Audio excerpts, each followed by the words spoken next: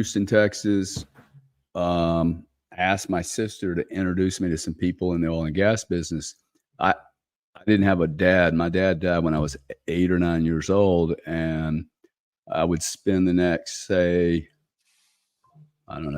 12 years really kind of very lost. I probably 16, 17 years just not having a mentor or anybody to look to, and nobody showed up. My mom took a radical, I ain't gonna do the husband thing again, because I had a stepmom and she hated it.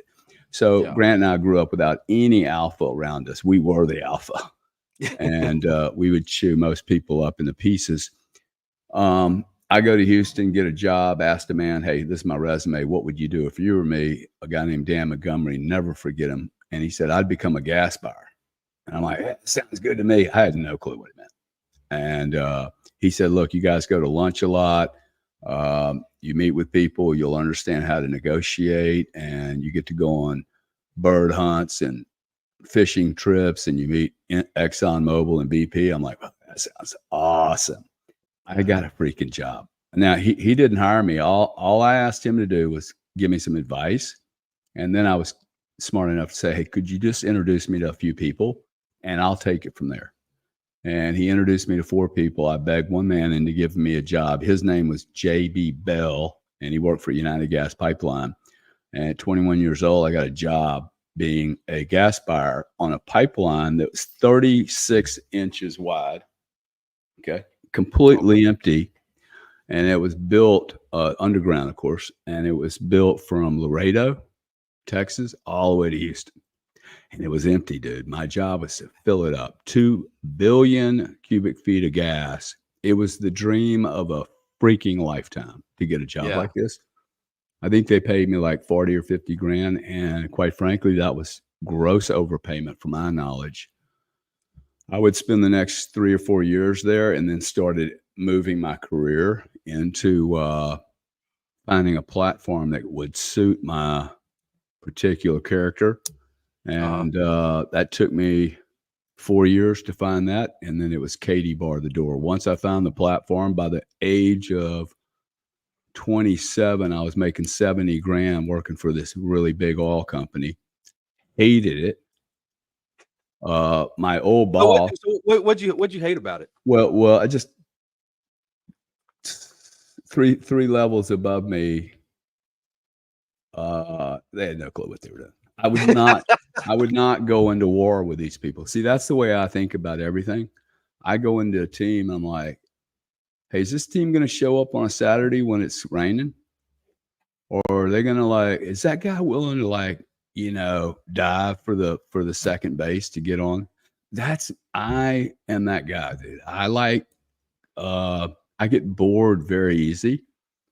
And if I'm in a game that's really exciting and everybody's like giving everything they got, like you leave it all there, that is really exciting to me. And I have kind of made a lifetime out of being 7 years old and playing baseball every day. And I think it's a real hack on life. If you can find a job that you would do for free and then you get paid for it. I mean, I was getting paid $7 million a year, dude.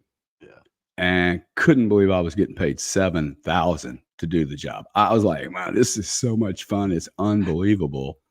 But it's never been about money for me. It's always been about the engagement, the challenge, especially if it has a game element. And when these companies, back to your question, when these companies are run by HR, I didn't know it then when I was 25, but when you get too big, HR comes in, they take over. Yes. It dulls creativity. And every market I have ever been in, it's very important for people to know, where are you in your industry and where's the industry? Is it in the middle of its maturity? I'm literally starting in industries that no one's ever done it before. So it was a cool thing for me. I learned, oh, wow, I'm really cool in highly disruptive environments where you're having to make the rules up. Yeah. You're having to, and there's big issues, really big issues. So that was, it took 4 years to at least understand, the basics. And then when I began to understand I was miserable working at this really fancy, I mean, dude, your parents would have been like, no, don't leave that company, dude. Yeah. It's on the 70th floor. It's mahogany. Wow. This is an oil company. This isn't a trading shop or a startup. I left it. I was making 70 G's and I went to work for a startup when I was 27. Everybody for 10 years said, bro, when are you going to leave that company? You're going to lose your career. I retired when I was 41 years old, man. Wow, man. Everyone that told me I was going to lose everything is still working. I had a blast. No, they didn't take any risks because they were like, they listened to their inner brain, and their brain said, probably their mom or their dad, hey, you're working for Exxon, dude. Let it be enough. You're white trash from Lake Charles, Louisiana. Let it be enough. You're vice president of Exxon. Problem was I was miserable. The people above me they could see opportunities and wouldn't exploit them. And then I saw a shop down the street and I'm like, these guys, they want to mark the planet. They want to pee on every tree and fire hydrant that pops up. And I kind of like that, making your mark. Yeah. It's the most difficult piece for anyone in their career. I'll give you a little, I really believe this, okay? Finding the platform. You guys all go, I got to find a job. Wrong. Okay. All your advisors fuck you up. You need to find the platform. Like let's say that I'm a dramatical actor. There's probably no sense in me going to do comedy, right? Right. I probably ought to focus on drama. I don't want to go to Disney for an interview. This is what actors do all the time. I'll just act. Oh, okay. Well, that's why we have a bunch of bad actors. But if you I needed to go someplace. Now, the reverse is true. I couldn't go to Goldman Sachs though, because I wasn't smart enough for Goldman, and my culture wouldn't be suited there well. I would not make it in a Goldman. Mm-hmm. Too many people focus on the job and how much money they're making and not the platform, right? Like, is it better to go work for the New York Mets, the best baseball team in the world, or the Yankees, or whoever that is? Or is it better for me to go work at the third team where maybe I actually get to play more? Everybody wants to go for go for the Yankees, bro. You're going to sit on the bench, man. Yeah. I play, dude. I want to be in the game. I love it, man. Yeah. So, what kind of experiences did it, what was the leading factor in you getting that energy and that, just to say, you know what, no, I'm not just going to go with what is being told to me. I'm going to strive for something better and something that I can do better than maybe most. I think my mom may have instilled a gameplay in my brother and I. We both have a very and we're both very immature or childlike. I mean, this is what I love about Elon. The most impressive thing to me over that 10-hour rally Sunday, which if your audience hasn't watched that rally, I need to watch it. I got to tell you, man, I was on the phone last night with a friend of mine from Europe who's an extremely well-educated geopolitical player. And I was like, Simon, you need to watch that because he tends to get a little negative. And it was a very uplifting event. And so I'm going to encourage your peeps, if they have children or a wife or a husband, like, sit down this weekend and watch that rally. It will make you a better American, man. It will show you there are people out there like me and my brother and Howard Ludnick and other people. We don't need any money. Yeah. What we do need, though, is to, help this country, and I think help the planet. I think you can do both of these. They're not exclusive to each other. We're most certainly in this very fascinating pivot point. And that's what these industries that I was lucky enough to move from one to another has taught me. It's made me very, very comfortable with technological, regulatory, and or commercial economic pressures that change markets. They disrupt markets in a really, really significant way.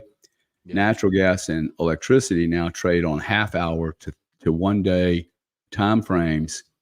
25 years ago, those were all 10, 15, 30-year contracts, and it was only between ExxonMobil and DuPont. Okay, monster companies. And it created a cartel. It creates a club structure. So what we did was we came in 1981 and we said, hey, all these big pipes have been paid forever and ever. They've been utilities, but they're not efficient. So why don't we change everything? This is the Reagan administration when he was going through deregulation. Hey, why don't we open the market up and let's see how supply and demand talk to each other? Because when supply and demand don't speak to each other, you cannot hear what they're saying. There's always someone in the middle doing something. They're muffling. This is what cartel constructs, the OPEC construct, any kind of club structure introduces a lack of transparency that leads to supply and demand misfits. And everyone's really terrified of supply and demand. I, for one, love it because if supply and demand are really speaking to each other, there is no other costs that matter. You don't have intervention. Now, when you have intervention, we're going to blow up the Keystone pipeline. Well, you're going to have supply shocks. We do not have real inflation. The real inflation the Fed's chasing is literally from terrorist acts by the United States government blowing pipes up, doing interventions such as embargoes and sanctions, telling Russia that they can't sell their crude or nat gas or power or whatever to allies, and then not allowing our allies to do trade with people that are in extremely close proximity to them, which allows them to reduce their costs. So now you have Germany going out of business. The UK has the most expensive power prices in the free world. Wow. Dude, today. Because, it's a train wreck. Well, because of what happened going in from Russia to Europe, and they terminated the nat gas. I mean, so anyway, this disruption thing has been going on for 40 years in various industries, and I've been fortunate enough and forward-looking enough to go, okay, I'm going to bounce into this industry. I can bring my disruptive capability and my understanding of how these traditional corporate players work, and I can cut out a slice for myself in the market. And that's really what brought me to Bitcoin after spending 12 years in the credit card industry, where I noticed this huge problem, built a whole software technology business to solve a problem in the payments industry that really was born from the energy background. So it's just a different way of thinking about how you construct commercial agreements in a really dynamic market. So I literally didn't even know what a natural gas molecule was. My point there is you do not have to study something in college for 4 to 8 years. Absolutely. To then go into the market and play a significant, I played a significant role in restructuring North American and European energy markets. 100 people did. 100 people did this. And 100 people are 4,000 people are going to get engaged with the Trump administration and revolutionize America or not. Now, the cool thing is, Vincent, do you want to be one of those guys, or you want to sit on the sidelines? Oh, no. I'm anybody that knows me knows that I do not sit on the sidelines, baby. Well, you know what? I'm pretty sure that Kamala and Biden, even though you're black, never gave you a phone call and said, hey, come help us, man. No one from any administration has ever I didn't vote for him, so I'm not. But my point is Bush didn't call you either, did he? Not at all. No one's ever called you except the anti-politician. And now I see my twin brother who, I'm like, he's on stage, dude. He's on stage speaking with Trump and Elon. I don't know what else you guys need. The Cardone brothers are like, we are most certainly, you guys know we are not part of the system. You can tell by the way we talk, the way we act, the way we walk, the way we stick our finger in there, and we're fighters, man. When I see an administration, I know many more of these guys than Grant does. Okay, now, but when you get to meet Congresswoman Anna Luna, spent a lot of time with Vivek. Vance is there. I know Howard Lutnick from the Cantor Fitzgerald days, who helped just make nat gas and power just explode. He is such an instrumental player. Yeah. You got the Winklevoss brothers, who they're sitting in these private meetings. Every Bitcoin miner you could imagine. And Trump's sitting there going, hey, let's build America, guys. What can you do to help build America? And he's all over it, man. Took 30, 45-minute private meeting with him. He walks out in Nashville and says, this is what I'm going to do. I'm going to stick Gensler in jail, and I'm going to open the market up, and I'm going to appoint 5 or 6 guys that I just met to be the crypto digital asset czars. And we're going to fucking bring everything back into America, and we're going to rock and roll. Dude, that's so bullish, bro. Dude, it's crazy. It's crazy. Me and my brother are wow, man, this is happening, man. Yeah. Like, why would you not want to be a part of this?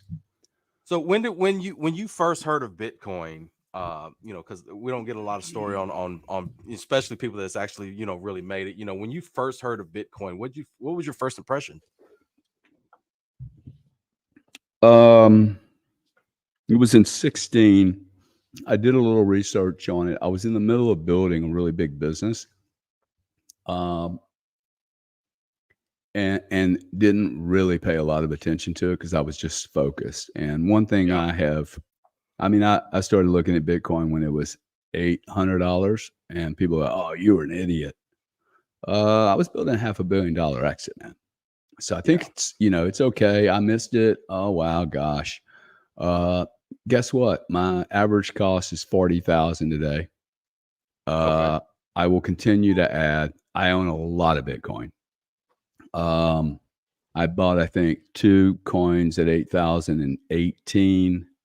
Yeah, I think it's actually a bad question. Hey, when did you get involved in Bitcoin? To me, the question is, hey, when did your allocation into Bitcoin get above 10%? And once it gets above 10%, my allocation to Bitcoin relative to my liquid cash position is 86.3%. Okay, so I am I'm not only I've studied this market, but I've also followed up with an extreme follow through on the position. Being a commodity trader my whole life, one thing that I do not tolerate is someone having a thesis and not betting behind it. Your thesis is bullshit unless you put some money behind it. Now I want to see the size of your position. And I would encourage all your people to, like, when you're listening to a so-called expert, make sure you know that he really is as a position. You'll hear Grant and myself sometimes come on to these crypto bros. Hey, what's your cost base? Or give me kind of a sense of, are you in the 1 Bitcoin holdings, the 10, hundreds, and people don't want to talk about it. I own hundreds of Bitcoin at $40,000. And that should tell you, okay, this guy's like put a shitload of money to work, his own personal money since 2020, really. See, I started really actually when Saylor came in, I just happened to come in at the same time. And I think I watched 2 of his videos. I watched a bunch of stuff from the old guys, the puritanical people, and quite frankly, it put me off. I didn't like it. I thought it was a carnival, a shit show. Roger Vere's arguing with this guy's arguing with this guy. I come into Bitcoin pretty deep and then realize, oh my God, they're still arguing with people. The people have just changed. Someone told me last night, because I've only done social media for a year and a half. Somebody said to me last night, they said, dude, we saw you come into this market and all the Bitcoiners were like, this guy's going to get rolled up like a piece of shit on a Saturday afternoon. I mean, he ain't going to last 2 weeks. Today, from the whales and the non-whales, they're like, dude, you have navigated this crazy tribal fucking psychotic group of people better than anybody we've ever seen. But I think it's because I've seen this kind of hardcore, hey, I'm Exxon Mobil and you can't do that here. Yeah. And then you come to the Bitcoin maxis, ow, you don't understand. It's like, yeah, we're not going to go peer to peer for a decade. Peer to peer, you know. Well, the problem is, people come into this space and, they instantly, they're like, oh, well, the market's on its way up, and they see a red candle and they panic. People, like you said, people don't really have any conviction behind what they're doing. You know what I'm saying? Like I entered the crypto space in 2020, and I'm not as invested as you, but I've got 71 to myself. You know what I'm saying? My dollar cost average right now is right above 34.7. I think it's what it is. 71 Bitcoin. Yep.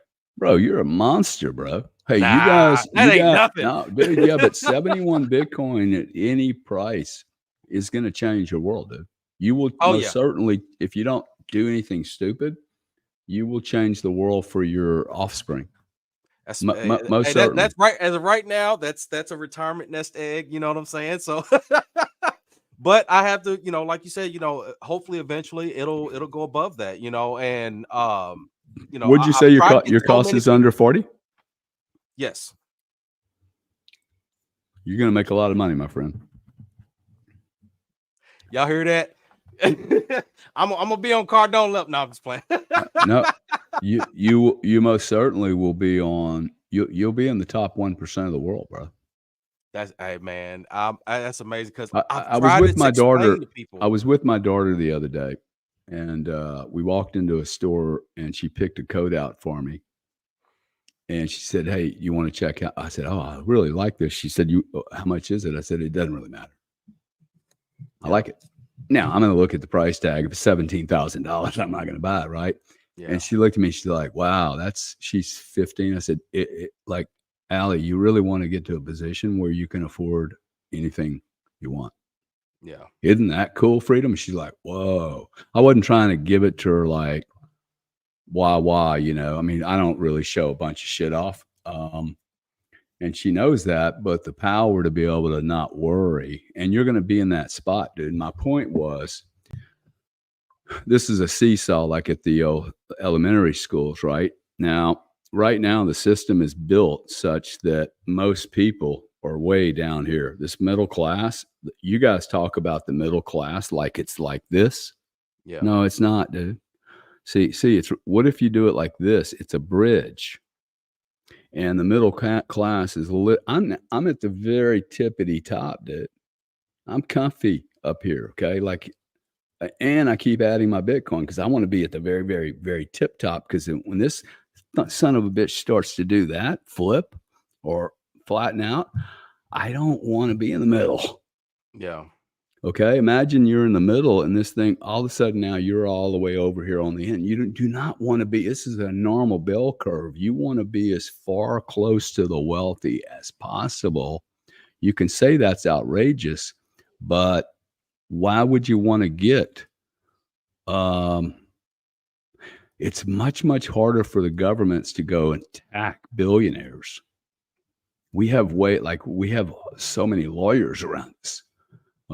Super wealthy people. So like you are most certainly, if you hold on to your 71 Bitcoin, bro. Like I'm a big deal. Increasing. I'm definitely increasing my position. That's you know awesome, what I'm saying? Like I say, that's I'm full on, this is going to be, when I get 50, I'm going to be able to sit back and enjoy life. You know what I mean? I don't want to be, not, no disrespect to anyone, in their elder age with that's, waving people at Walmart, but I don't want to be that person. You know, I want to still be enjoying life. Me and my wife and my kids get to go out and have fun and stuff like that. You know what I mean? And, you know, I see in the comments a lot of people talking about never disclose. Look, I'm going to tell you what. Um, the cryptocurrency isn't as decentralized as you think it is, right? And that's the great thing about the blockchain, is because it's all public knowledge. Now, I don't hold all my stuff in one place because that would be stupid. You know, if I was to click on a link, or you know, most of my holdings stuff is on cold storages and this and that, and it's multiple things. You know what I'm saying? So a lot of people's like, oh, well, you shouldn't disclose, you shouldn't disclose. Well, there's going to be a way, there's going to be you know, KYC is coming. You know, it's already here. Whether you, so if you've bought cryptocurrency or you've sold cryptocurrency, you are already KYC'd, because you have to onboard, you have to off ramp somewhere. You know, and more than likely it's these exchanges. And guess what? You have to KYC to the exchanges, so they already have your information.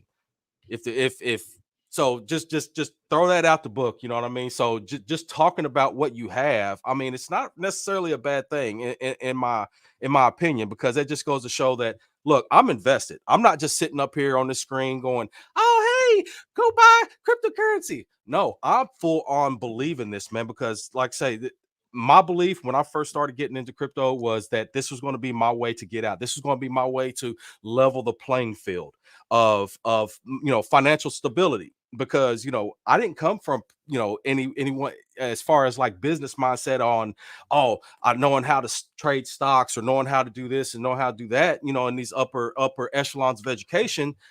I come from nothing. You know what I mean? I'm just a regular average person, and this, our school system doesn't teach you how to be financial literate. It Right. doesn't teach you how to be, you know, how to think outside the box and how to strive above something that you are, you know, or to strive above your current position. You got to do that on your own. You got to take the initiative. You know what I mean? It's just Agreed. it is what it is. Just hearing your Agreed. story, Hey, man. It's let me just build on something, because I saw a couple of comments here and you said something about it. I think Siri says I have something about, oh, bro, never disclose how much coins you have. What an amateur.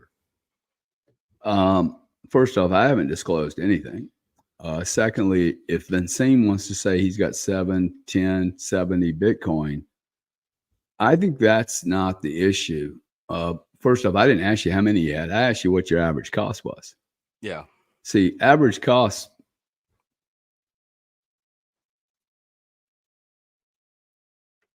like if you tell me, why'd you stop adding, right? That, can you hear me okay? I Yeah. look like I just paused out there for a second, but I didn't ask you how many you had. I asked average price. Secondly, I would never, Vincent, I would never, ever, if I'm you and you have children, ever talk about self-custody again. I refuse to talk about how I custody coins. I think all you guys are childish and immature to even have the discussion on a public framework. Okay. I will never talk about it. Why? Why would I want to expose myself to some guy that wants to put a gun up to my kid's face and say, hey, Gary, what's the seed phrase, bro? This is a problem with self-custody. People don't understand. Okay. Like self-custody, this thing that sailors getting a bunch of grief over, all you whales, please just come in. I didn't hear anything he said that was incorrect. People are not going to walk around with $300 million worth of Bitcoin in their brain. Okay. Has anyone asked, well, what happens if you go into a coma or lose your memory, or somebody sticks a gun in your face and you got your kid there? Come on. It's stupid. Y'all aren't even thinking about this. Okay. So like there's a lot of reasons for us not to be having these discussions. But talking about what your average cost base is exposes no one to anything. All it does to me is, oh, wow, he stopped buying at 17. Or like Anthony Scaramucci, he's about 27 grand. Yeah. He stopped buying, I guess. Okay. That's cool. I mean, he's going to have plenty of Bitcoin. So it's just a frame of reference for me. And I think that regards to you guys listening to people, I think you most certainly have the right to ask a guy like me, hey man, like, is your position more than $12? Because I think there's people on these shows, man. There's two types of people. One, the pontificator who knows everything but didn't follow up his thesis. There's something he doesn't fully understand about his thesis if he couldn't pull the trigger. The thing my brother and I are really good at, and he's a little bit slow in the uptake than me on this Bitcoin thing, but dude, we pull triggers better than anybody I know. Yeah. Like once your thesis is there, for you not to pull the trigger is something fundamentally flawed. Like that's a massive error when you know something and you don't pull the trigger. I can't tell you how many people over my 50 years of being in business have come up to me a decade later and gone, anybody could have done that. And I'm like, yeah, you could have done it. Awesome. But did you? No, he didn't do it. And they just don't know how to acknowledge, hey, you had bigger balls than me. And like, I'm not saying you had bigger balls than me, then you're better. Maybe, hey, Gary had bigger balls because he's a little bit of a fucking freak show. I mean, the life I have lived is not for most people. Yeah. And so you don't see the cost of, oh shit, he moved to England, built 2 businesses, got threatened by like governments, was told he was going to, if he didn't behave himself, he was like literally had to stop trading because they were scared I was going to bankrupt the damn country. When you go through all these experiences, people don't really fully appreciate, hey, what did it cost that cat to get there? 3 marriages. Most people aren't really ready for it. But in this world, you get to like operate at whatever level you want and access a tremendous amount of information. That's all I'm saying is just validate. You get a guy like me start sounding like I'm good and cool. You have the right to ask and challenge, right? Like people, hey, like how much people know that I know because I know so many people now. I mean, like you can't be a fake in this industry very long. Yeah. Anyway, I think it's an awesome industry. One of the things it's doing is people think, oh, I got to go buy 10 Bitcoin like Gary or 100 or 800 or no. You can get a job in this industry.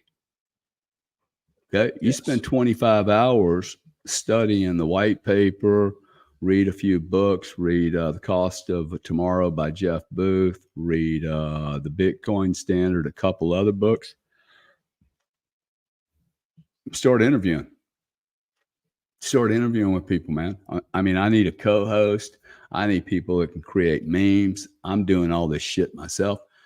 It's forcing me when you guys all show up. Hey, I want to make $100,000. Well, what are you going to do for me?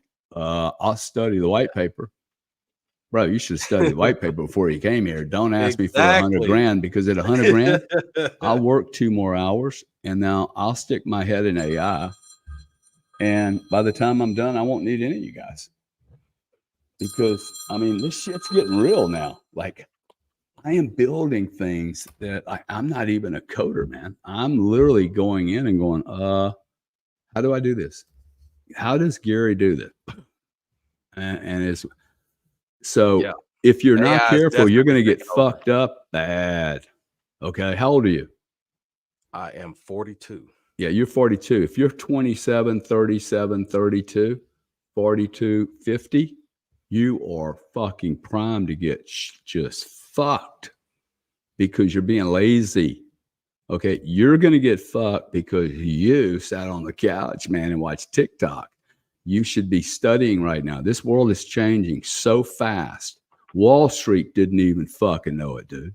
Went from 27,000 to 70 and Wall Street's not involved. This thing's been here 12 years. You now have every swinging dick and their brother coming into crypto, and they all missed it, dude. So don't tell me the world knows everything. You guys, black, white, Indian, there's no, You can't come here in 10 years and say, well, I'm a minority and I just didn't have a right. Dude, no one's looking at the color anymore. Like, all we want to see is action.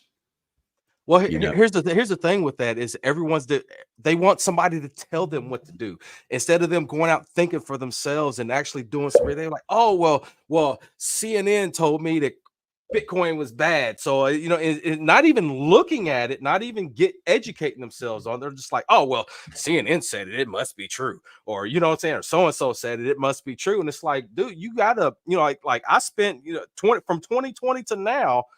I've educated myself on cryptocurrency. You know what I mean? And it's like there's always something new coming out. There's always something new to learn about it. It's an ever evolving animal, and you have to understand it. You have to get this education. Just basic financial literacy. Because some people be like, "Oh, well, you know what? You need to go ahead and just cash out." No, that's not what investing is. You know what I'm saying? Not to mention short term capital gains. You got to learn. You got to understand and encompass all of this knowledge and to make conscious decisions on how you're going to proceed forward. And nobody wants to do that. They scroll on, like you said, scroll on TikTok or whatever the case may be, and they come across a video where somebody's talking about it, and they're like, oh yeah, maybe later. Or you know what I'm saying? It's like, come on. Yeah.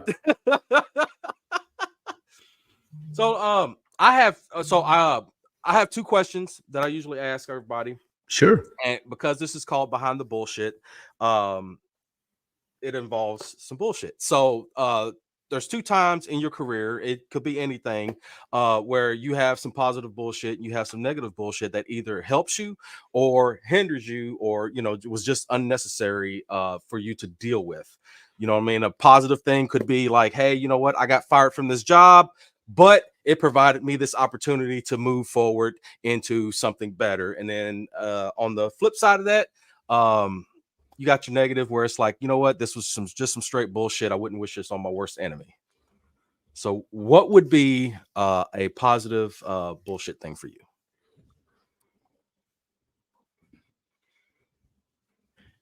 A positive bullshit thing. I spring that on people, and people say, "Oh man, that's harder." I think the biggest positive thing, bullshit thing, is that my dad died when I was 9.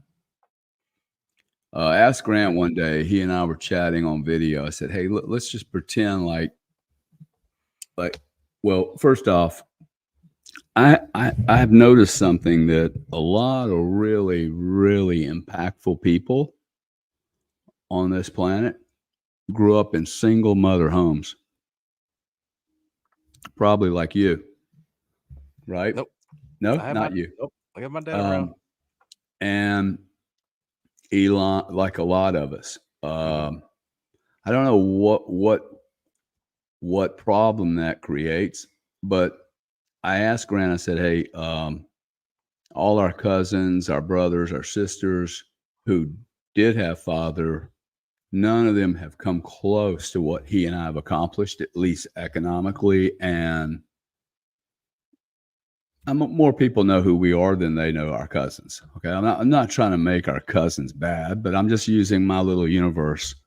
Anyway, the question I asked Grant was, hey, if we could bring Dad back, knowing that our lives would be completely different because we would have had that stable cat there, would we bring him back? And both of us looked at each other and went, nah, did he need to die?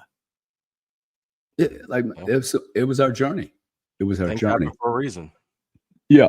So that's the, hey, it happened, and I can get all depressed over it, or I can like man up. Yeah.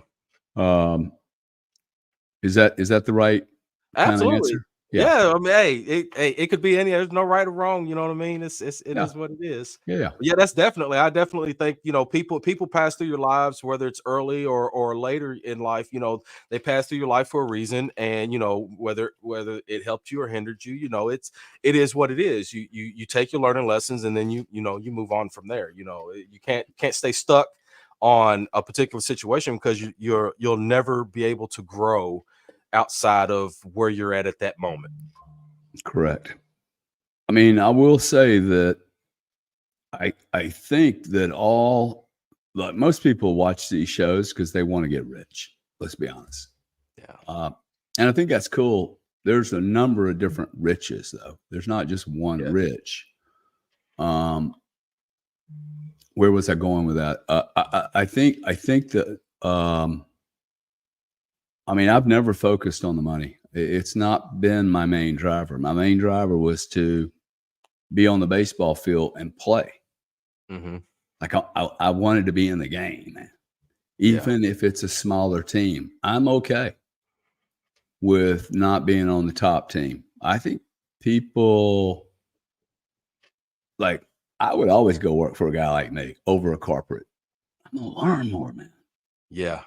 I'm gonna learn. Like now the problem is you gotta like it's the platform. I like really want to pick the platform. Like for instance, if I would have stayed at that big energy company and not trusted myself with, hey, I am not going to be happy here. Yeah. I got it. It all looks good, but I don't want to do it, dude. Like Yeah. I'm not going to go to Hollywood and suck somebody's dick. I don't care how important I'm going to be. Ain't happening, dude. Like I'm not going to surrender any of my respect. Dude, I'm not. My deal with my parents was I'm gonna do the legit thing here. I know I can cheat, but I can most certainly cheat. But can I play the game and know that other people are going to be cheating? Can I still play and win? Now that's cool. That's a game. I love that. Yeah, exactly, bro. Exactly. That's literally what I've been doing for a while now. Like I took that leap and just decided to go full on investing in myself. And that's how I started Dragon Riders Media. And I started off for anybody out there wanting to start some stuff. I'm telling you, it's work. But hey, if you're doing it yourself, you're excited, you're learning, and you go from having 2 or 3 views a week to a couple thousand. You know what I'm saying? It's all it's all about how much effort you put into this. I mean, I started off like all of my guests have been amazing. And look, now I'm sitting here talking to Mr. Cardone. You know what I'm saying? So it's take the time to educate yourself and take the time to invest in yourself. Take that leap because you never know where you're going to end up. Right up. That's right, man. So what would be a negative moment for you in your career? A negative bullshit moment. I lost $120 million in 9 months. Oh. How's that one, bro? How'd that come about? Or if you I had about 150 people working for me. I was getting a lot. The company had become really large. We were 12 people when I joined. Now we're 6. I think we were at the time 4,000 or 5,000, 6 people, something like big company, man. We're public. We're worth $30 billion. I started making 70 grand. I'm making, I don't know, $7 million a year, dude. I'm flying around in helicopters. I'm 40 years old. Got a driver. I live in a house in the country in the UK on a river, a mill house, 400-year-old mill house. I work 4 days a week, Monday through Thursday. I don't work ever on Fridays. My whole weekend is Friday, Saturday, and Sunday. I'm working from home for a public company with 150 people in London. And I started putting on a position, and my team in Houston was like, Gary, you really need to learn to manage more. You just do a lot. You're always involved in the deals. But this was a trading business. Trading businesses there's 100 people supporting one guy. And I have a very keen sense when I'm in the game. I can almost, before falls here, I can almost hunters that go out and they're in the wild and it's late September or August and they're like, okay, fall is coming. It's like an Indian guy, like he can smell the footprints anyway, because of the information I was getting from HR or the way I articulated it and all the feedback I would get from the board, and Gary needs to learn how to manage better. And so I started delegating, and that was a mistake, dude. I delegated and I trusted some people And even my boss at the time, I remember I was in Italy. We had a risk management meeting. This is a public company. Okay. I'm down Yeah. $120 million. We know there is a massive loss. I am so short. I am short at about 12 pence a decatherm, and the market's at 14. And the whole industry, I'd made 250 million pounds the prior 3 years from this little industry, and everyone knew it. And they were all embarrassed by me showing up. Now I told them what I was going to do. They just didn't believe me. Yeah. I spanked every one of them for like 2 years. And what they did, once they realized I was short, they literally just took their turns. Every 3 weeks or so, Exxon would get replaced by BP. Okay, let's fuck him up. Yeah. Now, this is the interesting story. It ruined 9 months of my life. I would lose $1 to $5 million a day, every day. Sunday night at midnight, dude, I didn't want to wake up because I knew the drive into London was going to be like, fuck. Hour drive. I'm like, it's going to be 12 hours of just getting beat up. I'm having CFOs call me, man. Hey, how bad is it? I mean, we've breached every risk management. I think my VAR was like 2 billion. It went to 3.5 billion. Okay. VAR is value at risk. I'm in Italy. We have a risk management meeting. I'm with a woman. I'm in a hotel room. CFO, COO, head of board, and the president. And Chuck's like, "Hey, Gary, what I said, "Chuck, we're upside down, dude. I made a mistake.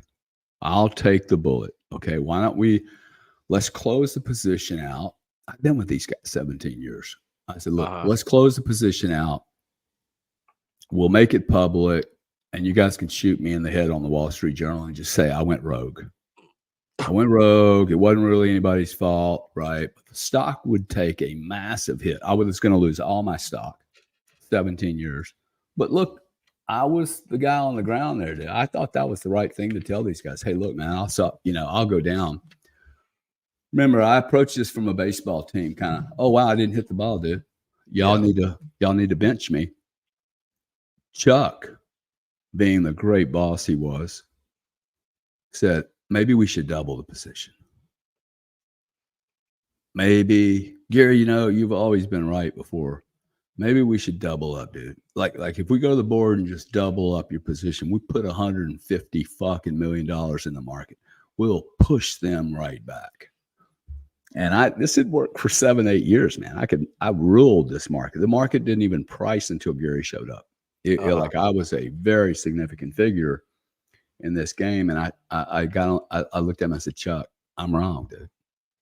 We need to close this thing out. It could get even worse. We need to close it. I refuse to keep it open. I literally told him, I said, no, I ain't doubling shit, dude. It'll kill the company.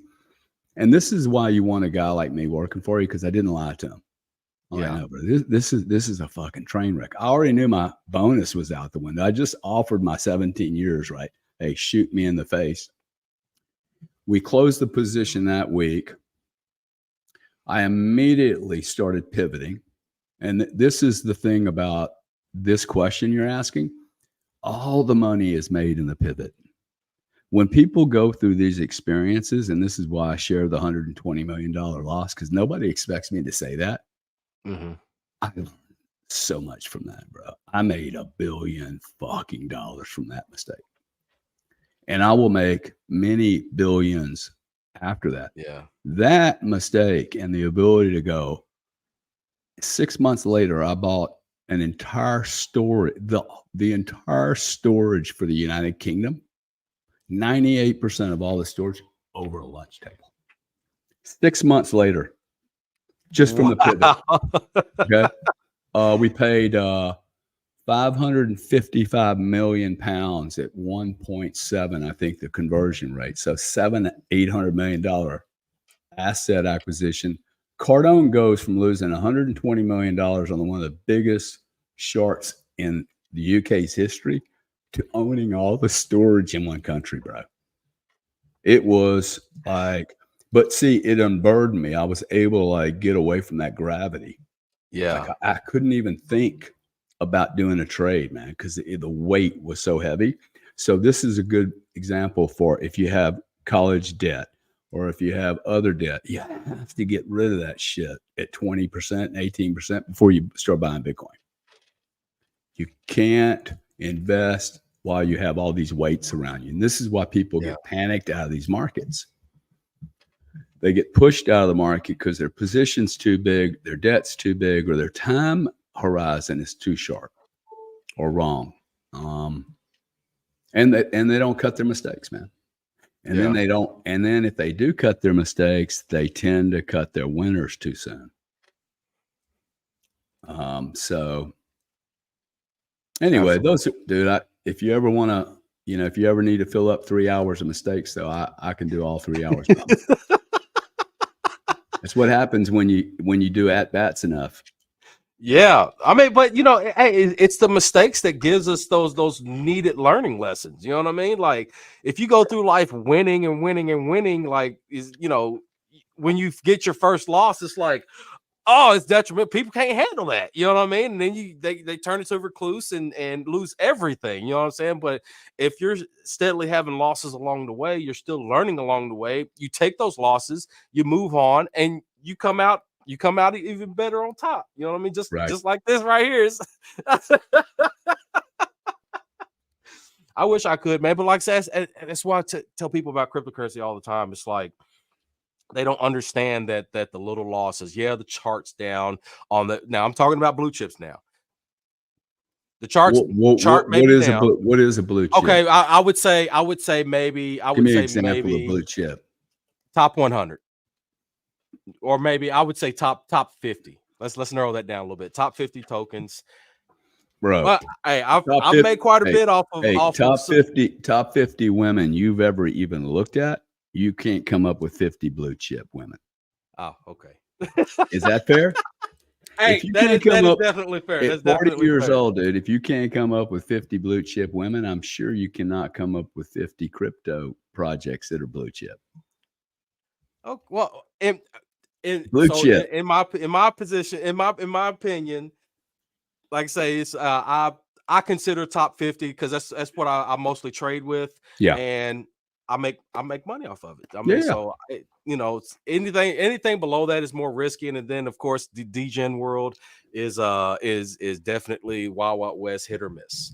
Now let me ask you a question on that. When you look at these 50 or 100, give me an example of one of them. Just pull the first one that comes out of your mind. Solana. Okay. Solana. See, I would call that an absolute blue chip. I would not think that Hex is a blue chip or Pepe. Oh, okay. Oh, yeah. Okay. Maybe I didn't. No. So Pepe, I definitely don't consider it. Yeah, I'm going somewhere with this, right? Because what I notice is that the degen market. By the way, that stands for degenerate, which is a definition for a gambler who is a complete scumball, right? So I didn't give you guys that name. Y'all kind of gave it to yourself, but I'm not sure y'all really know what it means. But this is the thing that I find really fascinating. If you guys are going to buy that, why wouldn't you buy MicroStrategy's triple leverage call option? Or now it wasn't around 6 months ago, but it is now. Or why wouldn't you buy like, oh wow, I can buy what's Coinbase? Coinbase is a real business, man, related to crypto. Okay, now I don't really know what crypto schmipto does. Okay, let's call that the new coin.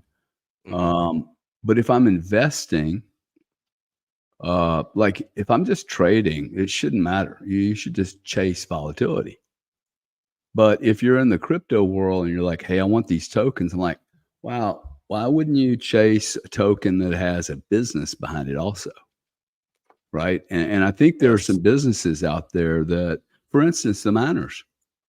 Why does it that your group, and I've never met you before, so I'm not, but that your particular group, if you're going to look at a token like Pepe or a meme, why wouldn't you look at a miner? that you know is going to be in Oh, play. It's a oh, real business, man. Now, it yes. may not be a real great business forever during every cycle, but I think you're going to get more juice out of it, and you're going to have other, like, I ain't ever going to be with Pepe. No. The money that I have, you want my money in the market, man, because my money is bluer chip than your money. And by that, I mean it's stickier, right? Yeah. It's stickier. Like, one of the things I noticed to get me really, really deep, when my brother finds out I'm 86% allocated, he's going to be like, God damn, son. Well, he's 90% allocated to real estate. Nobody says anything to him. Yeah. 90, maybe 95, right? Where was I going with that thought?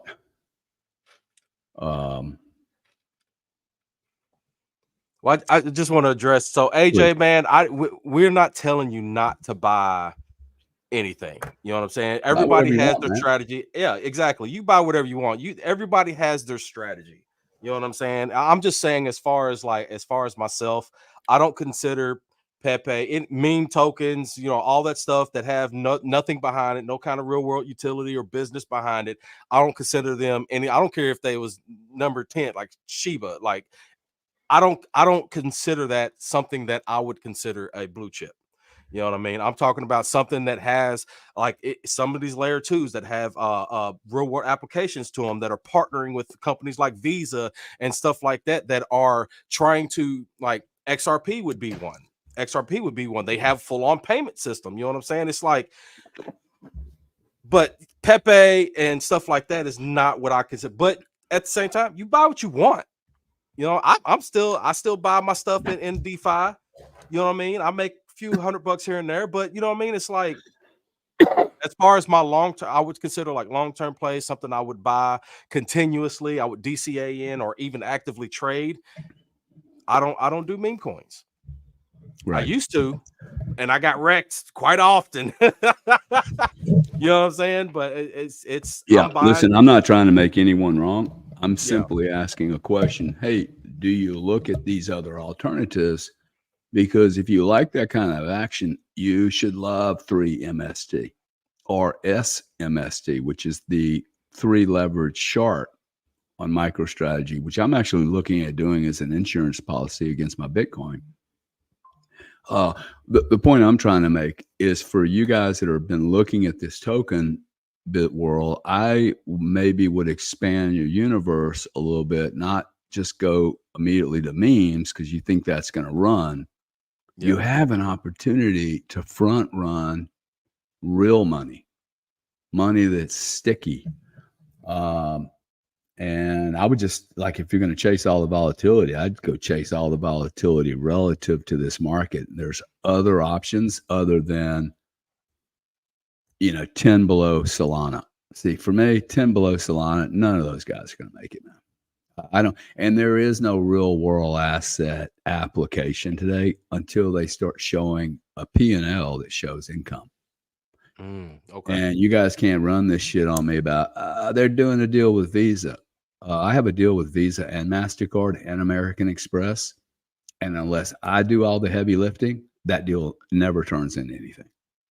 I Okay. literally paid both. In that old business, I paid them $20 million a year. I bought a tool from them and resold it, made money. Just because somebody announces a deal with a payment company means nothing, dude. I spent 12 years there. Okay. Okay. I mean, it literally means 2 logos came together. And if you've ever seen a Visa contract or a MasterCard contract, it is so lopsided, it's unfreaking believable. Okay. So So learn until something you new. see Hey, you learn until something you new see every the day. traction, right? And Yeah. I get the thing on XRP. People are like, "Hey, it's a Swift system." Well, maybe, but the chart looks like shit. Yeah. It looks terrible. Cardano looks terrible, man. I know Charles. I like Charles. He's a nice guy. The fucking chart looks like shit. Yeah. And the chart looks like it's neither one of them are going to make it. I don't think Ethereum makes this, dude. I mean, it's going to make it, but I bet we see 1,500 before we see 7,000. I can honestly see that. I can honestly see that, because I mean, they can increase their supply, and it's like there's nothing If there's nothing Vitalik got holding. killed on his airplane, Ethereum is most certainly taking a hit. Mhm. Okay, there is no Bitcoin chairman to lose. Like, there's no we are completely different than Bitcoin when we're talking about Ethereum.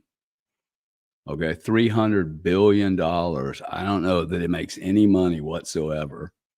Most certainly is not paying its way. It's number two. Number two is not a good place to be, man. In a disruptive industry, and you got King Kong over there just chewing up shit by the moment. The gravity of Bitcoin is fascinating. It's absolutely fascinating. I've met in 2 years, literally, I did not have an X account. I think a lot of people confuse me with my brother who's been doing this stuff forever. Like, I have never wanted to do this because the businesses I was in, like, they don't go doing business with Goldman Sachs and Visa. They don't want your face on here, right? They don't want you Yeah. bitching about shit. And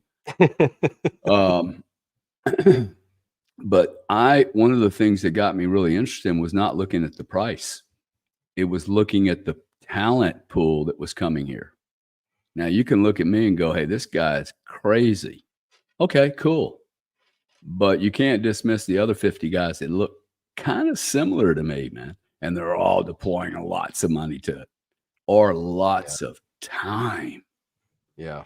Okay. Like, their entire careers have been switched from Wall Street to, I could hire 20 people right now. They're the most senior people in Wall Street, accounting, tax, and forensic firms. 45-year-old guys that are making $700,000 a year as a partner at a big firm. They're like, these guys are going to completely fuck this up. They know it. The firms are too large to make the leap. The leap where we're headed, it's so exciting, dude. I mean, it's going to provide 30 or 40 years of work for you to create things in an industry that's going to be massively different. And you literally have very little competition because traditional players can't move into this world very easily. Remember the story I told you about? Oh, wow, Gary, you've really navigated this space well. I'm not doing this. Somebody ought to be noticing, hey, how did a guy do this in less than 2 years? Like, I know everyone now.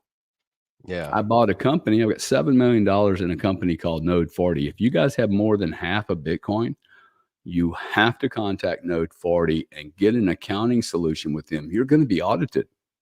Okay. If you think this stuff's going to be worth $250,000 one day, you cannot afford to use the software solutions for tax and audits that you've been using. $100 software package is not going to keep you out of the fucking jail, man. Or with a criminal charge against you by the IRS or a civil charge. That's assuming you can afford the $100,000 audit. Okay, so there's 86,000 IRS agents that are being boarded right now, and there's 70 to 80 million, 100 million taxpayers. Okay, there's about 0.83 tax forms for every IRS agent. Every one of you guys holding Dogecoin are being audited. Because they can, man. You're just a stat to them now, okay? They want to keep their job. Yeah. And quite frankly, there's too many of them. They should never have hired that many people. You can do this with software, but that's where they're going to get you guys, okay? Now, I've already been through an audit, and a 9-hour audit lasted 1 hour because I basically zeroed every monster portfolio through Node 40. I'm in a deep, heavy duty litigation over $250,000 billion. And they're calling me the moment I go into the funny way that these lawyers and legal people play games is it's irrespective of why it was a divorce. Okay. So, but 6 months prior, the deposition had been scheduled and I was up like 17 million. 11 hours before they found out how far I was up when we sent the book to them, they canceled the meeting. Because, see, they really wanted to go to the judge and go, this motherfucker took 50 million and turned it into 7. The market collapses right after that. Mhm. 6 months later, we go into the deposition. They reschedule it. I'm down 76.3%. Their pitch is, hey, this guy took $50 million, which wasn't really the right number, but that's what they told the judge. He took Yeah. 50 million and turned it into 7. And he's a Bitcoin guy. They're all drug dealers. You know that, Your Honor. Oh, Yeah. no, dude. Like, they were saying all this shit, okay? Wow. Oh, dude, no, everything. Okay. Now, what helped me was I looked at the judge and went, in fact, I looked at my lawyer and went, hey, did you do a deep criminal dive on me? No, I didn't do it. Why not, man? There's no red flags. And so the judge knew, hey, there's no red flags here. I literally stood in front of the judge with my Node 40 protocol because I wouldn't even let my forensics or my lawyers do it. Because, see, my lawyers are 70 years old, dude. Yeah. And 68 on the audit side. They don't know what Bitcoin is. My Bitcoin is conflicting with my lawyer's view that bonds are good. I mean, I got the other lawyer going, Your Honor, he should have put all this money in bonds. and that's what a family really does. And I looked at the judge and went, well, Your Honor, if you would like this family to commit long-term suicide, I'm happy to consider putting buying a bond for 2% and having inflation smash me at 12. And my lawyer was like, whoa, you know your shit, dude. He got out of bonds immediately. I looked at the judge and said, if we're here to judge my investment prowess, I'm guilty. It looks like shit, but I ain't selling it. It didn't get put here for 3 months. I've been doing this my entire life, and my family can have half this position, dude. Yeah. But we ain't selling it. This is what it looks like. The judge looks down and says, we know more about this position than we know about all their other positions combined. 1 hour meeting, dude. 12 people in a room at $800 an hour. Done. I have never been asked another question about my crypto position. In fact, it scared the fuck out of the other side so much. I'm like, you guys sure you want this position? Because you just told me I'm going to go bankrupt. I kept every digital asset I had, dude. Wow. Every one of them. I didn't give a penny away. That is powerful. Okay. So you guys contact me or contact Node 40, tell them you saw it and you want my deal. Okay. You'll get exactly the same. I think I pay $3,500 a year or something for it, but I'm buttoned up, man. I'm buttoned up. A retainer with a lawyer and a forensics guy is going to cost you 12 to 15 grand. That's 30 G's you need. And all you got to do is show them Node 40 and go, stay out of my way, man. Save you a shitload of money. Y'all have to get prepared, though. We're living in history right now. This asset is going to become $700,000 one day. Like you all you have to do is go to sleep, go to work, buy fiat, do an automatic buy every month of 20 or 30% of your gross pay, and you're going to wake up in a decade and you're going to be like, man, that cat Cardone showed me how to get rich without sweating. You don't need to run a business. You don't need any staff. You don't need a franchise at Popeyes that costs $3.5 million. Fucking Popeyes fried chicken franchise costs $3.5–4 million, dude. And you can't sell it. More than that. You can't sell them either. I got a Chick-fil-A I can sell you for a 15 cap right now. No bidders, dude. $3.5 million. No bidders. Okay, Bitcoin is a franchise without any windows. It doesn't have any tax exposure. It doesn't have a building that eats up air conditioning, even when you're not there. It doesn't require any 12-year-olds or 18-year-olds to slap chicken around the room and then piss in the freaking oil. Yeah. You have no human, like all the crap that goes on in all these franchises. It's disgusting. You're not going to get sued. You don't have to have insurance. If a hurricane blows through there, your production, the people going through your thing doesn't change. I have built 6 companies or funded 6 companies and spent 40 years of my life building these things. This is the greatest private equity play in the history of the world. Owning Bitcoin is like owning your own business without any human risk exposure. It's the greatest franchise with the biggest marketing team in the world. They all work for free, bro. BlackRock is going to be the best marketing PR team you've ever seen in your life. We got to $1.3 trillion market cap before BlackRock showed up, with the worst marketing in the history of mankind. Yeah. I mean, the whales and the puritanical, the Max Kaisers, they would do everything they possibly can not to have me here. I cannot believe. I literally heard a guy last night say that if I had a guy, he said, "Hey man, I just need a little push to buy some Bitcoin." I'm like, "Hey bro, do you want to deploy $1 million, don't you?" He said, "Yeah, I want to deploy side." Go fucking pull the trigger, bitch. Yeah. Like, how many Yeah. times are you going to sit in the room? I walk through a whole set of criteria with him, and he's like, "That is exactly what I needed." Some guy that's been in Bitcoin for 12 years, you know what he told him? "Hey man, you got to self-custody." I'm like, "Bro, why would you do that? You guys are crazy. I just got a guy to say yes to Bitcoin. Let him conduct the transaction first." Jesus Christ, man. It would be like you see this beautiful redhead, 6 foot tall, she's just cranking. You can get her. And you, "Hey, honey, let's do an STD test before we go on a date." I mean, can we have dinner, dude? Let's figure out if there's any juice here before we just completely put up every barrier on planet Earth. Yeah.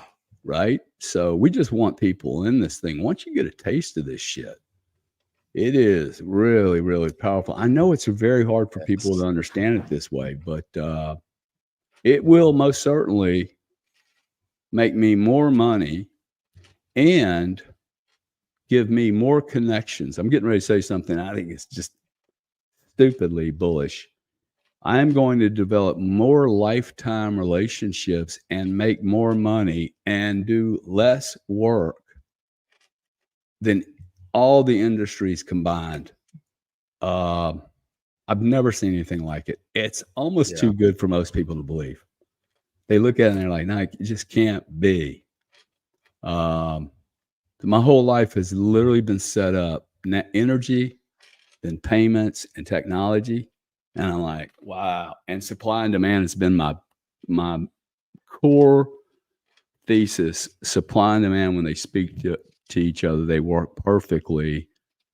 And I finally have a commodity that I can buy, front run the entire free world.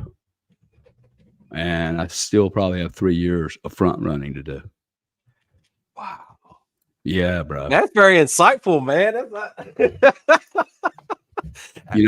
When Grant, when I bought my first gold, I think I paid $300, and then I paid $1,100, or 1,100. Then I bought my first silver. I think it was $11.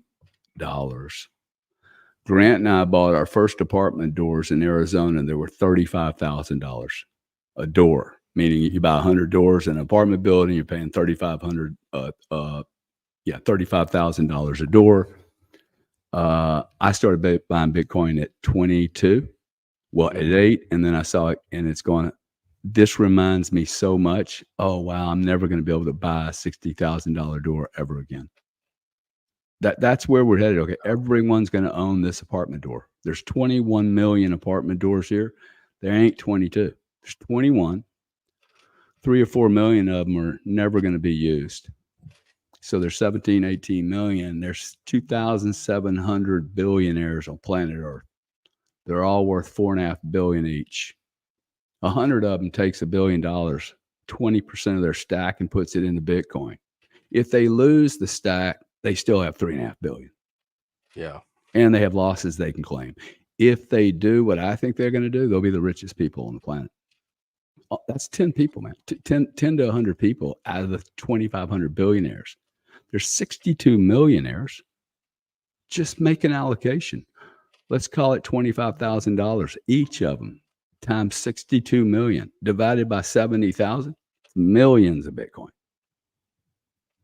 And then there's the ultra wealthy people who aren't the billionaires and they're not the millionaires, but they're worth 30 million each. How much are they going to buy? There's 406,000 of those people around the world. So they're going to buy $2 million. They're worth 30 million. Let's say they buy $2 million. 2 million divided by 70,000 times 400,000 families. It's like 7 million Bitcoin. Okay. And you call it the ETF, call it a mutual fund, call it MicroStrategy, whatever, dude. This money is most certainly coming here. That's before organized pensions and the plans and all that stuff. It's really just a supply and demand matrix at this point that most people in their lifetime have never been able to do invest in something like this. Not truly. Not without having a major player be able to manipulate supply and demand. Wow. Yeah, because all across the news we see that people are there's like, oh well, Bitcoin's crashing, it goes down 2%. Oh, Bitcoin's crashing, and you get people selling off while you got big companies like BlackRock that are continuously buying. You know, yeah, they bought $2 billion worth of Bitcoin been bought in the last 10 days. Wow. 50 billion trades a day. My brother, me and Grant have so much fun with each other. My brother comes on one of my shows one day and he wants to embarrass me. Gary, I'm gonna buy $100 million. I'm gonna buy $150 million worth of Bitcoin. How long is that going to take me without moving the market? And I'm like, I went and looked at Obama. 7 hours, maybe 10.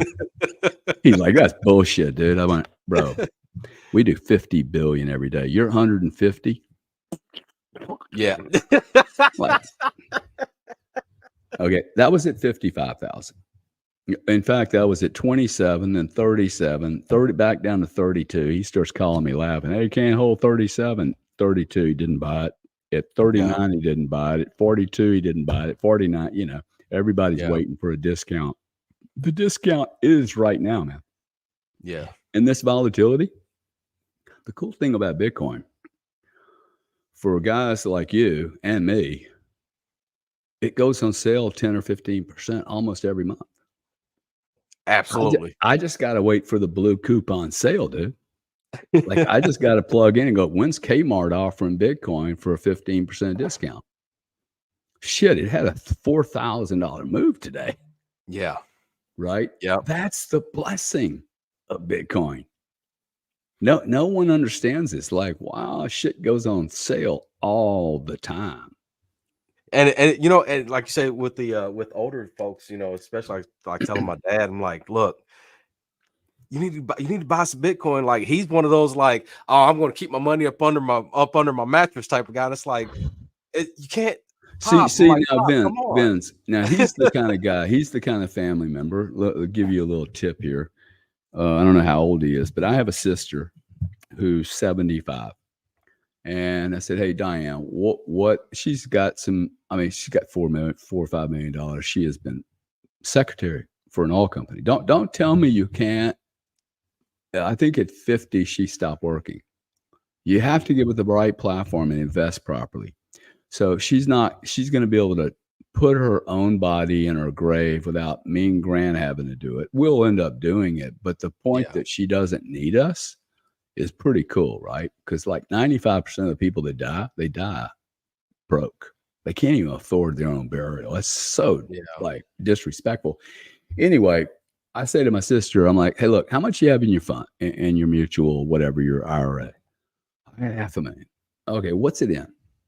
See, everybody's so busy trying to educate people on Bitcoin. First off, when was the last time you like to be lectured to and told you should? Nah, nobody likes that shit. Oh, Diane's in Altera, the cigarette company. Hey, let's go check how that's done. Philip Martin, Gary, it pays me a 4% dividend.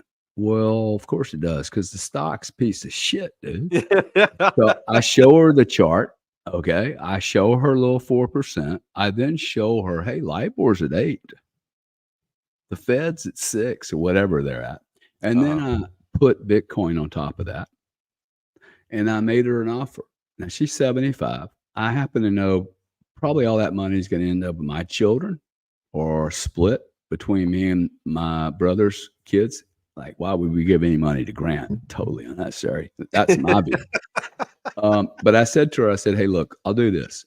I'll guarantee you Altria's performance, if you move all the money, all 500,000 or 450 into Bitcoin, I will guarantee you Altria's stock performance with the 4% coupon. You'll never lose more than that. And that converter. Now, why would I do that? First off, the delta for me, what could be 30 or 40 grand. Secondly, she's going to leave it for my kids anyway. I don't want it in Philip Morris, dude. I want it in Bitcoin. Yeah. Right. And I made it easy for her. I said, dude, I can just cover your exposure. Just bash into it. Smoking, I smoke. Altria stock's going to be worth zero one day. They're just not going to allow you to do this stuff, I would think. Yeah. Most certainly, it's not a forward-thinking company.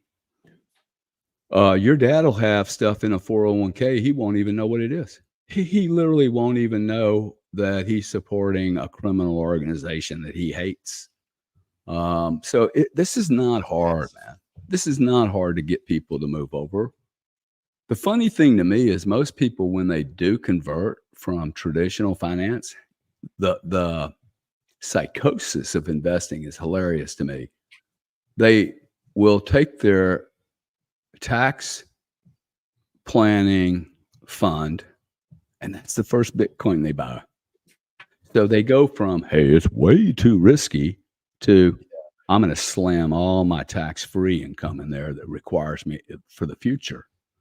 It's like, wow, you took the money that you want the most safest and put it in the most aggressive trade you could, when just 180 hours ago you were like, oh, I need to be in Altria. I can't have any volatility. Like, yeah, it's really bizarre because they don't want to pay taxes. When you go, hey man, you could have a 40% tax clip on a 100% gain.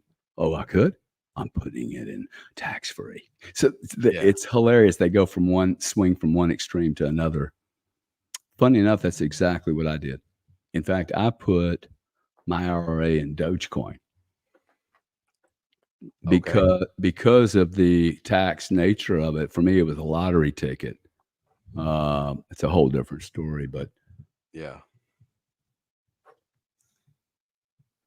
it's a fascinating time and a fascinating opportunity. I think a lot of people are going to wake up 5 years from now and go, oh shit, I missed that train.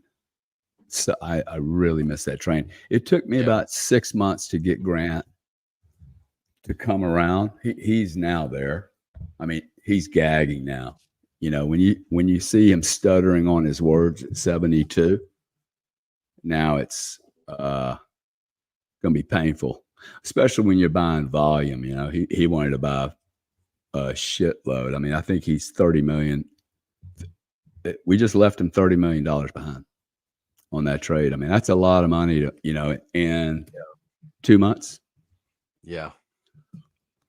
So it's really exciting. It's going to be really exciting. It's going to be very exciting to see who makes and keeps the money this time, though, because I think a lot of you guys, y'all played a lot of action, took a lot of action last time, but not a lot of people actually turned it into fiat and locked it up. It's going to be we're going to see. Absolutely true. Absolutely true. Oh yeah, dude. A lot of people spend, especially if you. That's why I tell people all the time, like, if you've never held $10,000 before, it's like, oh my god, I got $10,000. What, I'm gonna go buy me a $9,000 watch. It's like, why? You know what I mean? Then when you make your first 100K, and it's like, oh my god, that is such a lot of money. 10,000 wasn't nothing, and then you don't have that experience. But then you start to get into the millions, and it's like, I'm so rich, not realizing that life is expensive, and then what are you going to do to keep that million? You know what I mean? Because you spend it, then you're back in the same boat you was before you had it.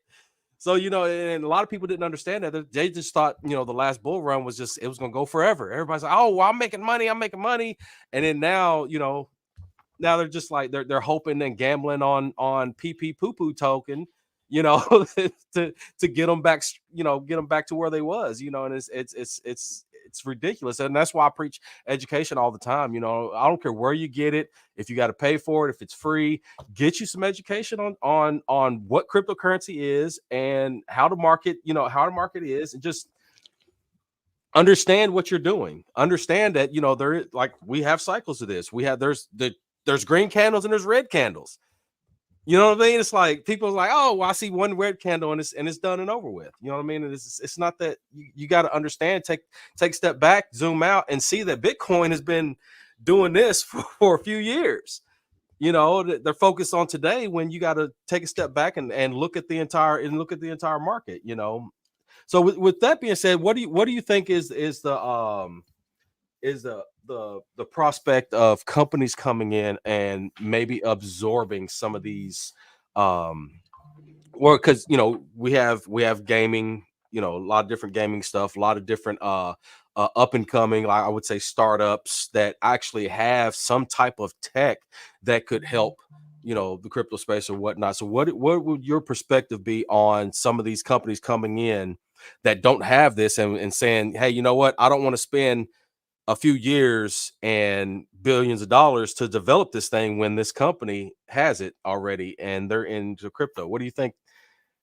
You think companies will start absorbing some of these small, I would say, startups or whatnot?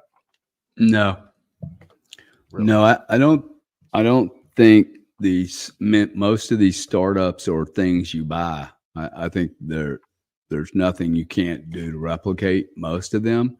And I'm particularly talking about memes, tokens, businesses that their model is community. Oh, no. You know, No, I'm talking about like ones that like actually what? have Like what? actually have tech. Say Links. Links is it's my app. I'm co-owner of it, and so basically it's a portfolio tracker, and it'll track the entire history of a token, or excuse me, of a wallet, without connecting that wallet. So, What's it? but there's no the purpose? token. What does it do?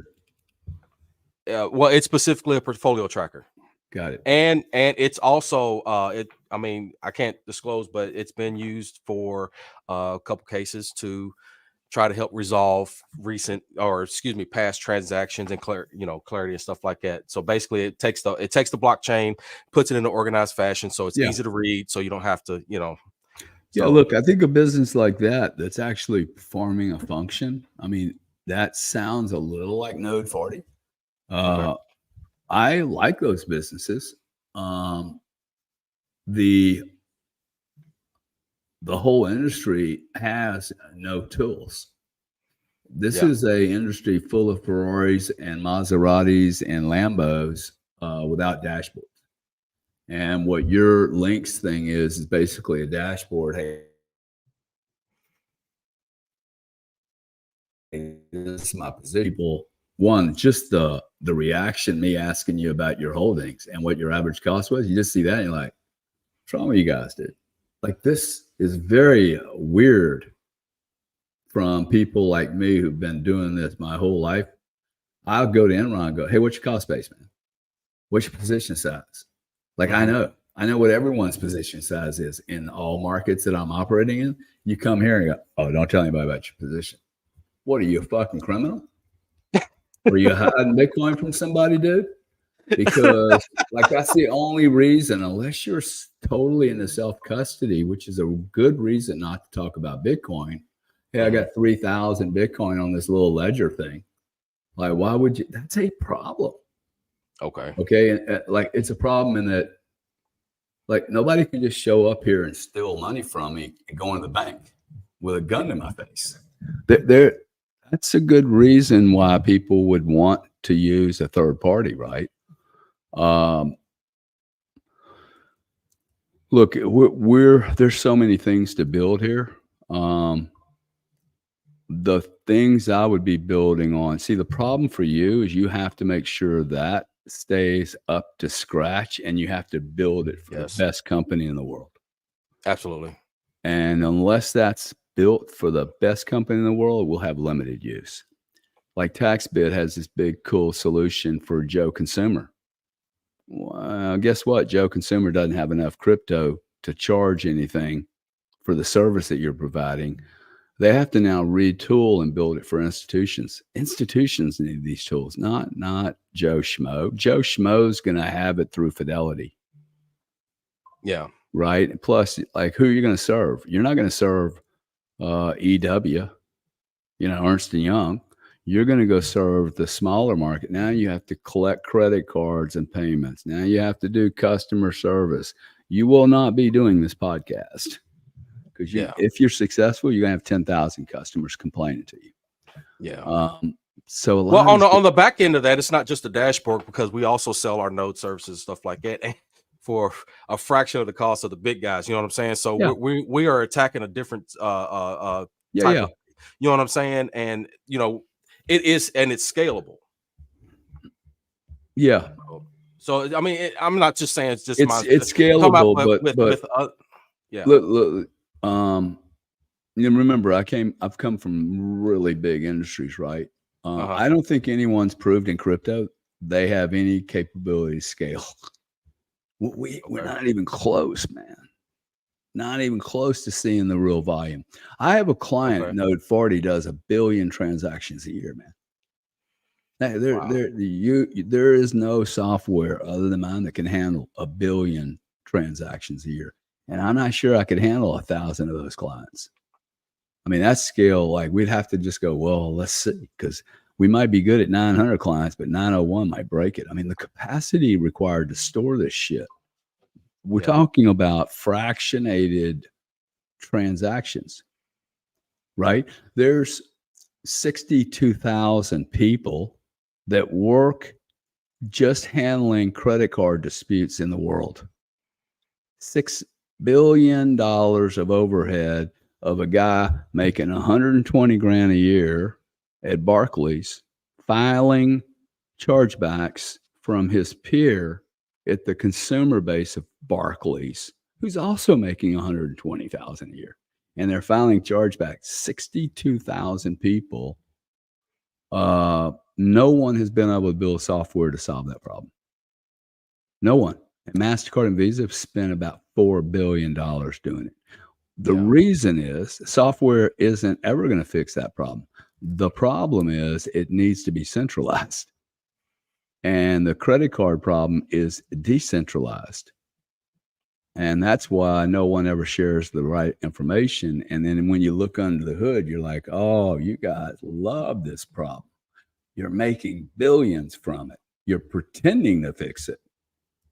And that's where you start building a software company and you don't realize, oh, shit, this is a game, dude. No one intends to have this problem solved. In crypto, I think a lot of that goes away. So it's really just about the timing.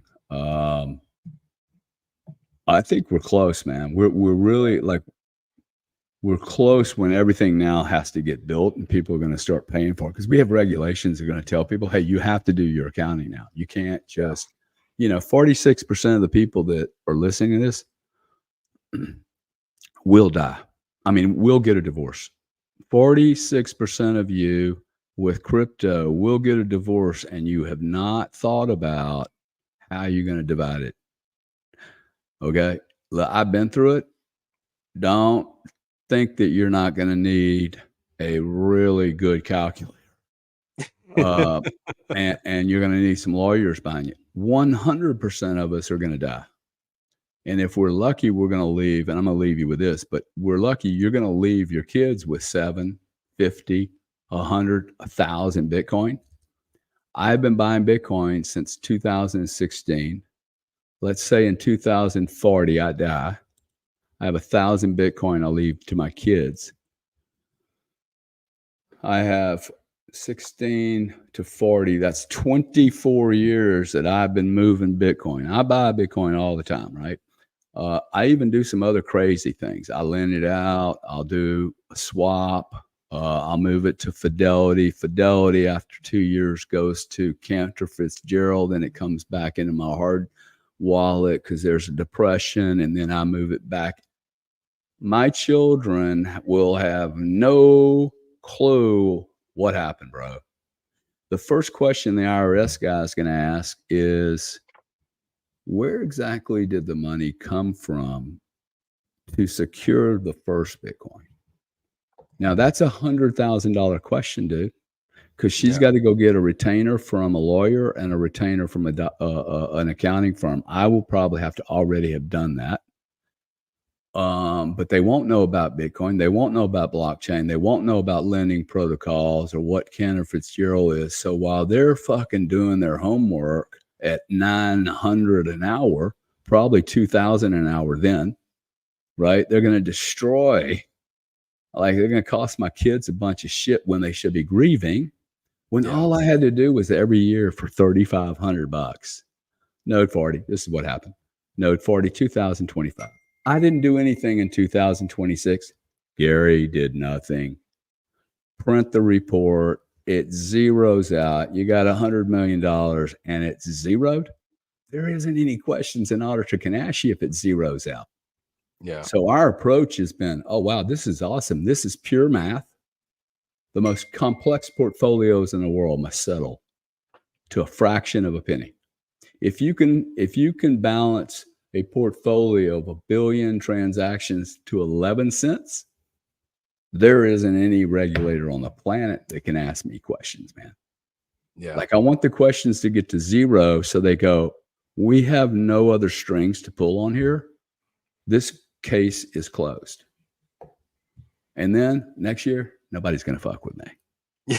They're not going to keep doing that over and over. If it's like locked down perfect, Yeah. they're not going to do it over and over. So if you're fortunate enough to be in Bitcoin and you're at 42 grand, 32 grand, or 72 grand as an average, think about what you think this is going to be worth in 10 years. You're not securing it properly.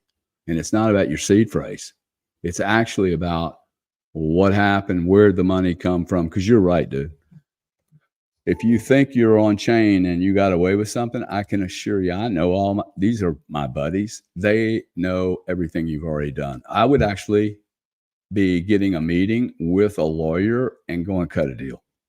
I wouldn't even wait for the phone call. I would literally find, and I know these lawyers, they're good. You just go to the IRS and go, I made a mistake back in 14, man. I had a little money. I'd like to make a program with you. That's much better than being Roger Ver. If you think I'm fucking with you, by the way, Roger Ver was just accosted in Spain without a passport. He rescinded his passport, to my knowledge, and they pulled him back in the United States, and they have a $50 million criminal charge against him for tax evasion. He didn't need to do this shit, dude. You do not have a $50 million problem with the IRS when you made billions. Yeah, exactly. And if he didn't make billions, he was a fucking idiot, dude. They don't the original people have under invested in their thesis. I think Kaiser might even have under invested. I don't think anybody really made shitloads of money in the first 12 years. I'm going to make more money and keep it than most of the people that were here 12 years before me. And that's really exciting for a traditional guy like yourself, your dad. If he could hear that, like, wow, that guy's 65, dude. He's saying he's going to make more money and retain it than the guys that bought it 300. People should be looking at this going, I'm going to tell that guy he's completely wrong. Like, I'm going to debate him until the debate's done. And then, like, I love debating people on hey, why wouldn't this happen? Because you really get through every little nuance and you're like, I don't have enough Bitcoin. That's where I end up every time, man. I don't have enough Bitcoin. Wow. And I'm sure that everybody listening here, you don't have enough Bitcoin yet. That'd be my encouragement. That's why I'm steadily cha-ching, cha-ching, cha-ching. Got to. Yeah. Got to. Good for you, man. Good for you. Well, man, yeah, I know you're a busy guy, and I really appreciate your time. It's been 2 hours, man. Oh man, this has been an amazing discussion. We'll have to do this again later, man. But in closing, what would you tell or what would you say to any entrepreneur wanting to maybe go the route that you're in, as far as just taking the leap and just doing some stuff? Um, Look, I think the best thing is to really understand yourself. This is kind of a boring. Uh, well, I'll answer it this way. I think that we are headed toward a specific, unique, I wouldn't say an event, but kind of a period where you should be asking yourself two questions. They're really, really, really simple questions. And that is, what value do I bring my environment? Am I bringing value or am I taking value? If you are taking value, you're about to be eviscerated. If your intention followed with your actions is that, hey, I bring solutions, and there are simple things like, hey, you work for Gary, your job is to do marketing. You know, I love coffee. You know, I do these buddy podcasts. I hate getting up in the middle of the podcast and hit, why wouldn't a guy, and Gary needs another coffee. Don't ask me if I need a fucking coffee. Go make a cup of coffee for me and hand it to me, dude. And like, just be a ghost. See, doing those little things. Oh, wow, we just shot some stuff outside and we left it messy. Go pick it up, man. Show that you're willing to solve problems first. And then I'm like, oh, okay. He's not asking me. I hate people write me along. Can I help you? Yeah. Well, don't send me a long email. That'd be awesome. Just wasted my damn time. And then you want to have a phone call over it. So if you figure out, do you add value? Then if you work for someone, most certainly ask yourself this.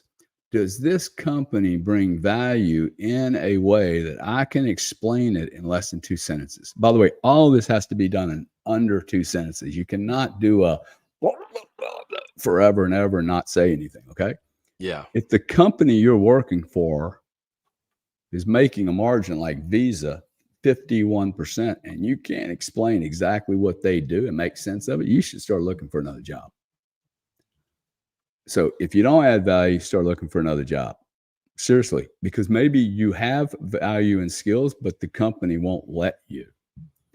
And then really ask yourself, is the company, the family, my marriage, this girlfriend, are we doing something that we can explain and agree on? And I understand that it has value because value lasts. Numbers do not last, friends. They either go up or they go down. Value, however, lasts. And people confuse value and money all the time. Human beings love putting shit down to 0.01 so they can say, I know everything, what it costs. Very few human beings know how to value something unique. And Bitcoin is the only thing. This is I promise my last thing. There isn't one thing on this planet that's ever been finite. There's a human being listening to this that can give me an example, one example of one thing on this planet that is truly finite outside of Bitcoin. And furthermore, the as close to unique as we can get, which is human beings being the most unique thing that's not infinite and not very easy to duplicate. Human beings want to kill each other over the differences. And so human beings do not know how to value finite, man. There are going to be people on here that, he's talking about non-self custody. What can you focus on me instead of what you disagree with? Is there anything can you focus on the good shit instead of picking to pieces the differences? It's almost like we have 2 decades of let's just pick the differences out and ensure that we have no agreement. Instead of, bro, I mean, this guy's trying to, like, Vaseem looks like he's trying to do a good job. He's gathering up people. He's got a good message. Oh, he's into some other coins. I'm not going to support him. Yeah. Come on, man. That's so racist. It's fucking ridiculous, dude. It's ridiculous. It's racist. It's whatever that term is. But it's just, anyway, it's an awesome time to be alive. And you don't have to have an MBA to come into what I think is going to be the wealthiest industry on the planet, dude. I mean, you're gonna. I'm almost known as one of the core experts in Bitcoin, which is insane. Insane. Okay. And actually, my goal 3 or 4 years ago was, hey, I will know everybody. I will be a significant player in this space. I write a lot, and I'm a relatively significant, not the most significant, but I'm certainly not going away. And to be able to do that and say that in an industry that's now attracting BlackRock and Cantor Fitzgerald and Franklin Templeton and Fidelity and every other major league swinging dick. Come on in, dude. The water is warm, it's deep, it's getting deeper. I mean, seriously, dude, this is a deep, deep pool. Absolutely. And people should not be scared of going into big, big industries. Big industries is easier to hide, man.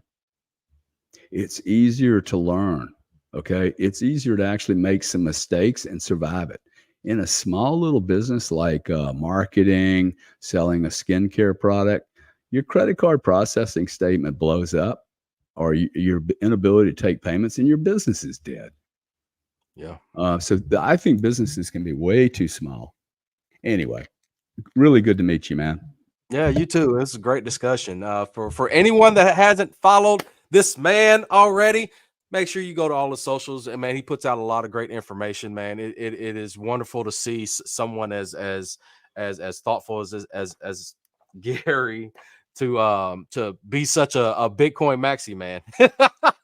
Bitcoin first. I'm not a maxi on Absolutely. anything, man. Well, no, as far as You know. knowledge and stuff, and just being a voice, a reasonable voice in this space, because not everybody has the the ability to explain things in the way you have, and there's even quite a few things that you've put into a different perspective for me that I need to take a couple look at some of the ways that I operate as well. So definitely, man, it's very appreciated.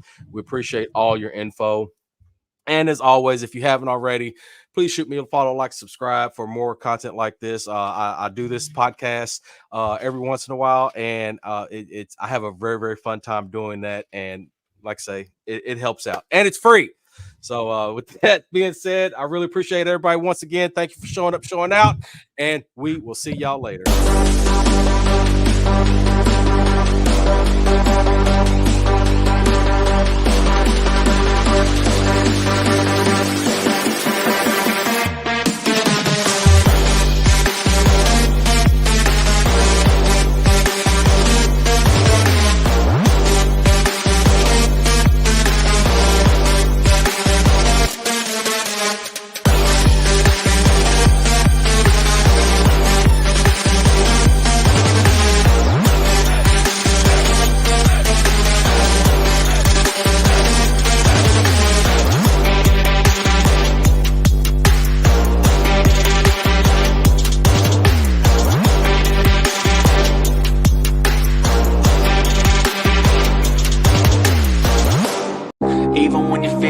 You can still go. Even when you feel slow, you can still go. Even when there's no hope, you can still go. I never answer to no, man, I still go. Go, go, go, go, go, go, go, go, go, go, go, go, yo, go, go, go. Hustle hard, hustle every single day. I'll be making moves till I'm buried in my grave. To the system, I don't wanna be a slave. I've been doing shit.